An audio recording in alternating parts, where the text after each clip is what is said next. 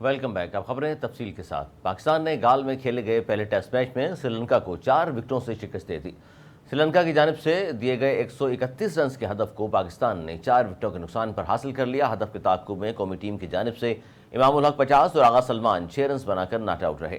کھیل کے آخری روز کا آغاز ہوا تو پاکستان نے 3 وکٹوں کے نقصان پر 48 رنز بنائے ہوئے تھے، جبکہ جیت کے لیے 83 رنز درکار تھے اور کریز پر امام الحق اور کپتان بابر اعظم موجود تھے۔ بابر 24 رنز بنا کر اجے سنگھ شکار بنے ہیں۔ بعد ازاں سعود شکیل 30 اور سرفراز احمد 1 رنز بنا کر پویلین لوٹ گئے۔ سری لنکا کی جانب سے جے سوریا نے 4 اور رمیش مینڈس نے 1 کھلاڑی کو آؤٹ کیا۔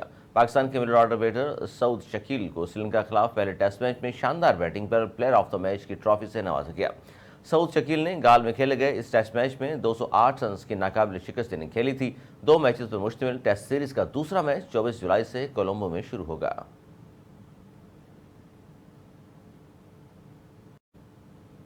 نواز شریف چند ہفتوں بعد پاکستان روانہ ہوں گے۔ فیملی ذرائع کے مطابق سابق وزیر اعظم نواز شریف 1 ہفتے بعد جدہ سے لندن پہنچیں گے۔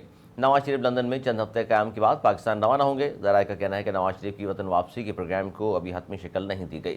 نواز شریف نے جدہ میں قیام کے دوران سعودی شاہی خاندان کے افراد دیگر اہم شخصیات سے ملاقاتیں کیں۔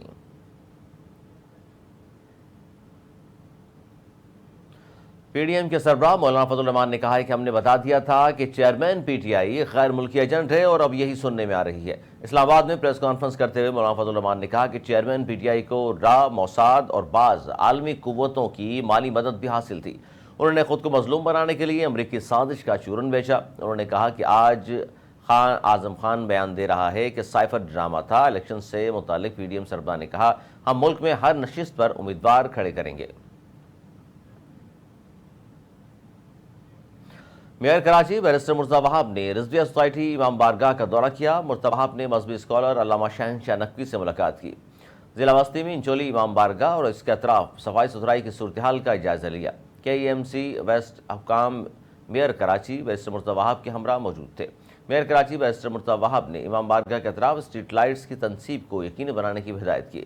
افسران کو ہدایت کرتے ہوئے میئر کراچی مرتضی وہاب نے کہا محرم الحرام کے مقدس مہینے کا آغاز ہو گیا ہے۔ سڑکوں کی استرکاری کا کام فوری مکمل کیا جائے۔ یہ مہینہ ہمیں باہمی اتحاد، افہام و تفہیم اور قربانی کا درس دیتا ہے۔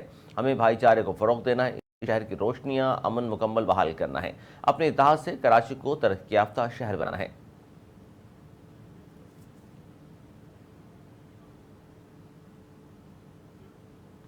نیوز اسٹوڈیو سے فی الحال اتنا ہی۔ مزید نیوز اپڈیٹس کے لیے دیکھتے رہیے اردو نیوز نیٹ ورک۔